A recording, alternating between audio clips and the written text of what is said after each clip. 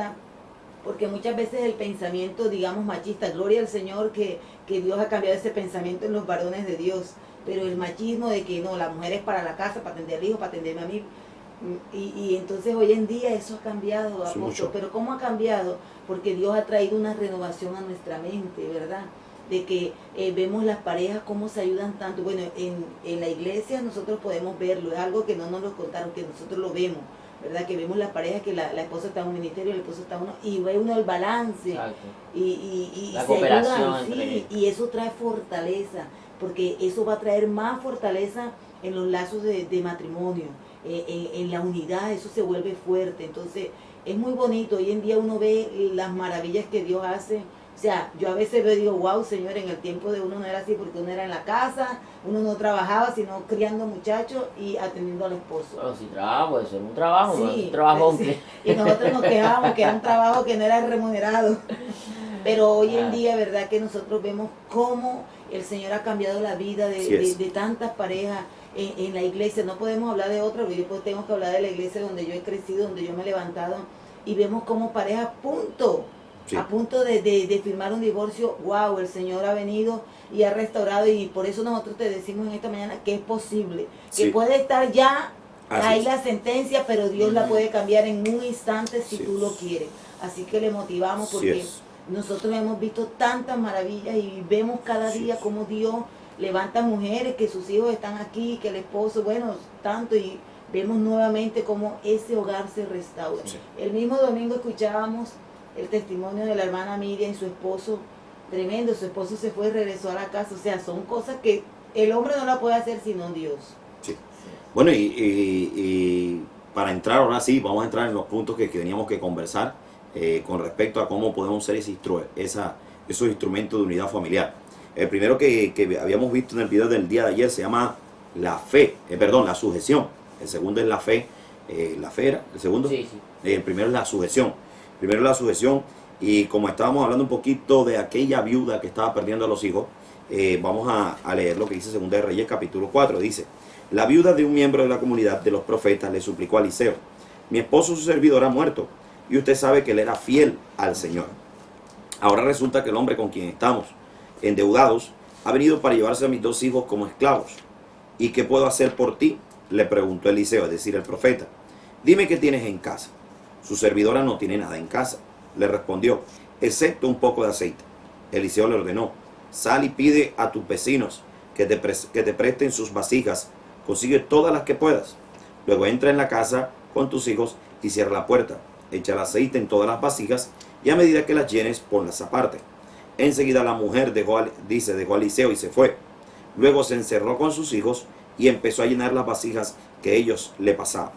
Cuando ya todas estuvieron llenas, ella le pidió a uno de sus hijos que le pasara otra más. Y él respondió: ya no hay. En ese momento se acabó el aceite. La mujer fue y se lo contó al hombre de Dios, quien le mandó: ahora ve a vender el aceite y paga tus deudas. Con el dinero que te sobre podrán vivir tú y tus hijos.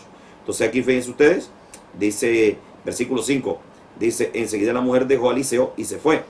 Luego se encerró con sus hijos y empezó a llenar las vasijas, pues dice que ellos le pasaban. Entonces podemos ver aquí el primer elemento. El primer elemento es que ella aplicó esa obediencia, esa sujeción a lo que en ese instante era la autoridad, que era el profeta Eliseo. Entonces lo que estaba planteando la pastora Yirama el día de ayer era el punto de la sujeción. El punto de la sujeción es algo importante para no contribuir a la unidad. Entonces, tanto al hombre como a la mujer, porque yo no voy a decir también que el hombre no tiene que sujetarse, claro que sí. A veces yo me he evitado tantos conflictos al someterme a mi esposa, me he evitado problemas. Cuando yo le digo: oye, mi amor, ¿qué tal si no te hago caso? Tremendo rollo que estuviera metido, tremendo problema que estuviera metido. Entonces, gracias por haberte hecho caso, no estoy metido en ese problema. Entonces, a veces, yo siempre he dicho que la voz de la mujer es como la voz de la conciencia, es la segunda voz de la conciencia. Están ahí para ayudarlos a uno. Entonces, a veces uno se evita tantos conflictos cuando uno escucha esa parte de la sumisión. Pero no, a veces nos ponemos, no, es que yo soy el macho de la casa, yo no tengo por qué hacerle caso a mi esposa. Y viceversa, también las mujeres, como los tiempos han cambiado, Entonces también se ponen en igual manera que el hombre pues dice, no, yo no tengo porque yo también soy una mujer independiente, trabajo, yo no necesito de ti, no tengo que hacerte caso. No, y el asunto es por evitar conflictos, conflictos que van a romper, resquebrajar la unidad de la familia. Entonces, qué importante es que los unos a los otros nos ajustemos. Le voy a recomendar un libro a todos los varones valientes que sean capaces de leerlo. Se llama El deseo de cada mujer. Y usted va a aprender ahí un poco acerca de, entre otras cosas, acerca de la sujeción masculina. ¿Qué es eso? Eso no es Dios, eso es... Usted, si usted lee el libro de la Carta de los Efesios, en la Carta de los Efesios se cuenta aquel pasaje famoso que todos los varones cristianos, que dice que las esposas sométanse a sus propios esposos como al Señor. O sea, que así como el Señor dice, así el marido dice, y tiene que ser hecho. Entonces usted ve lo que dicen los hombres, en ningún momento dice, esposo, sométete. No dice, esposo, ama a tus esposas así como Cristo amó a la iglesia. Bueno, ya eso es suficientemente fuerte para que usted sepa que no le queda fácil. Pero lo que pasa es que no leemos el contexto de lo que dice. El versículo 22 dice, esposas, sométanse a sus propios esposos como el Señor y tal y cual y tal. Pero antes. Pero el versículo 21 dice, sométanse unos a otros por reverencia a Cristo. Sí. En ese contexto es que él dice entonces, sométanse unos a otros por reverencia a Cristo. Esposa, sujétate a tu esposo. Esposo, ama a tu esposa como Cristo ama a la iglesia. Entonces es una sujeción mutua que debe haber. Sí, eso. Porque a veces, como comentaba ahorita el pastor, la mujer ve algo, un peligro y alerta, ¿no? Y el hombre tiene que ser suficientemente sabio para sujetarse ante una palabra que a lo mejor él no ve el peligro, pero ella sí lo está viendo.